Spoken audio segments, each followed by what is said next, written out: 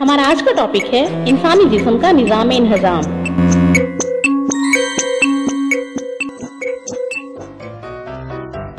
इंहिज़ाम वो अमल है जिसमें खुराक के पेचीदा मादों को सादा अनासिर में तोड़ा जाता है। इंसानों में खुराक के निज़ाम का अमल एलिमेंट्री कैनाल से शुरू होता है, जो एक लंबी नाली है जो मुंह से शुरू होकर मकद पर खत्म होती है। एलिमेंट्री कैनाल के मुख्तलिफ हिस्से बकल कैविटी, खुराक की नाली या एसोफेगस, मैदा, छोटी आंत, बड़ी आंत और मकद हैं। जिगर और लबलबा नामी दो ग्लैंड्स भी इंहिज़ाम में मदद करते हैं। खुराक मुंह से जाती है और इसे बकल कैविटी में स्लाइवा के साथ चबाया जाता है। स्लाइवा स्लाइवरी ग्लैंड से निकलने वाला डाइजेस्टिव जूस है। चबाई हुई खुराक की नाली या एसोफेगस में जाती है और आहिस्तगी से एक थैली नुमा साख्त मैदे में धकेली जाती है।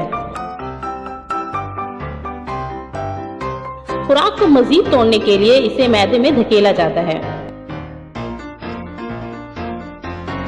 मैदा भी म्यूकस, डाइजेस्टिव जूस और हाइड्रोक्लोरिक एसिड खारिज करता है।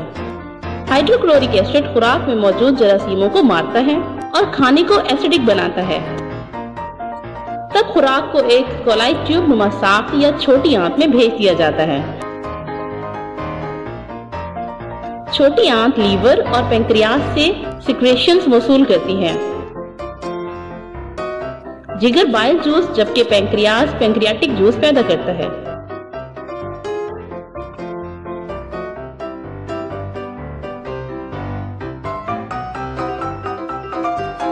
छोटी आंत की दीवारें भी जूस पैदा करती हैं, जो मजीद खुराक के निज़ाम में मदद देता है।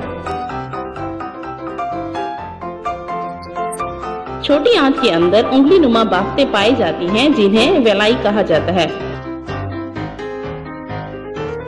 वेलाई के अंदर खून की नालियों का बारीक नेटवर्क होता है।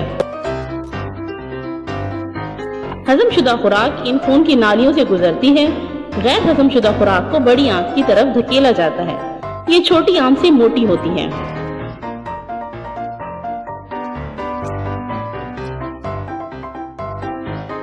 जायद पानी और नमकियात यहाँ जज्ब हो जाते हैं और गैर हजमशुदा खुराक जिस्म से बाहर मकद के जरिए निकाली जाती है।